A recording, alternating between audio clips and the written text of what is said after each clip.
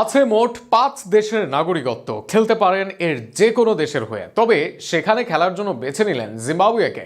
ঘরোয়া ক্রিকেটে ব্যাটিং করেছেন ৬৭ গড়ে, স্ট্রাইক রেট আধুনিক ক্রিকেটের মানদণ্ডকে অতিক্রম করে। ধরা হচ্ছে আগামী দিনে ক্রিকেটের রাজত্ব করার ক্ষমতা আছে তার। কে এই ক্রিকেটার, কোন ৫ দেশের নাগরিক তিনি, কেন তাকে নিয়ে এত আলোচনা, তা নিয়ে থাকছে প্রতিবেদন। ক্রিকেট থেকে ভূ-রাজনৈতিক ভারত ও পাকিস্তানের লড়াইটা নতুন নয়। সেই লড়াইয়ের মাঝে দুই দেশের অধিকাংশ মানুষের সম্পর্ক শত্রুসুলভ থেকেছে। তবে এর মাঝে ব্যতিক্রম ছিলেন এক দম্পতি। ভালোবাসার টানে দুই দেশের দুজন এক হয়েছেন, আর সেখানেই তাদের ঘর আলো করে এসেছেন এক ছেলে। ২৬ বছর পর ক্রিকেট দুনিয়ায় আলোচনায় সেই ছেলেটি। ২৬ বছর বয়সী আন্তুম নাকবি, যিনি এখনও আন্তর্জাতিক ক্রিকেটে অভিষেক করেননি, তবে তার আগেই ক্রিকেট বিশ্বে ভালোভাবেই আলোচিত এক নাম নাকবি। এর পেছনে আছে নাকবির বহু দেশের নাগরিকত্ব ও তার ব্যাটিং প্রতিভা।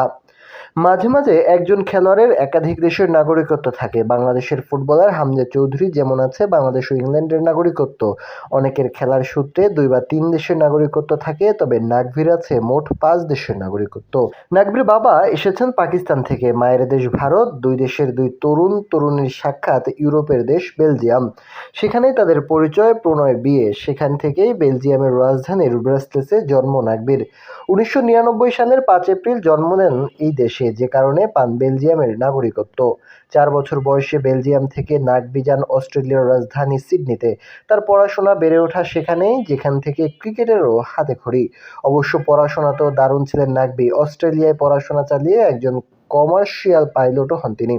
কিন্তু উপরের ৪ দেশের এক দেশেও থাকেননি নাকবি। তার ক্রিকেটের প্রতিনিধিত্বকারী দেশের নাম জিম্বাবুয়ে।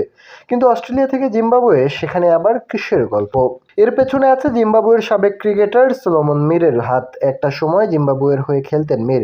এরপর ২০১২ সালে অস্ট্রেলিয়ায় খেলা সেখানকার ডোমেস্টিক লিগ খেলেন। এমনকি মেলবোর্ন রেনেগার্ডসের হয়ে খেলেন বিগ ব্যাশ লিগ। ডারউইনের হয়ে ঘরোয়া আসরে খেলেন দীর্ঘদিন। সেখানেই মিরের নজরে আসেন নাকবি।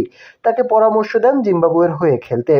এরপর জিম্বাবুয়ের হয়ে ঘরোয়া আসরে অভিষেক হয় নাকভির। ২০২৩ সালে লোগান কাপে দ্য ওয়েস্ট রাইনার্সের হয়ে অভিষেক ১৪০ রানের অপরাজিত ইনিংস খেলেন তিনি। একই সাথে রাইট আর্ম অফ স্পিনে ২২ রানে নেন ৪ উইকেট। পরের ম্যাচে আবার করেন শতক। ২১ শতকের প্রথম ক্রিকেটার হিসেবে শতক হাঁকান প্রথম ২ ফার্স্ট ক্লাস ম্যাচেই। সে আসরের ফাইনাল ম্যাচে সেঞ্চুরির সাথে ৫ উইকেট নেন তিনি। টেস্ট ফরম্যাটের ফার্স্ট ক্লাস ক্রিকেটে ২০ ম্যাচে ১৬৮৫ রান নাকবির। ব্যাটিং করেছেন ৬৭ গড়ে। এর সাথে বল হাতে ২০ ম্যাচে নেন ৫৩ উইকেট, অ্যাভারেজ মাত্র ২৫। এর আগে ভারতের বিপক্ষে ডাক পেলেও মাঠে নামা হয়নি। তবে নাকবির এবার ডাক পেয়েছেন আফগানিস্তানের বিপক্ষে টেস্ট সিরিজে। যে প্রতিভা দেখাচ্ছেন নাকবি, আন্তর্জাতিক ক্রিকেটে তা মেলে ধরতে পারলে আগামী দিনে সেরাদের একজন হতে পারবেন তিনি, তাতে নেই কোনো সন্দেহ। একই সাথে সিকান্দার রাজার মতো যেন আরও একজন ক্রিকেটারকে পেতে যাচ্ছে জিম্বাবুয়ে ক্রিকেট।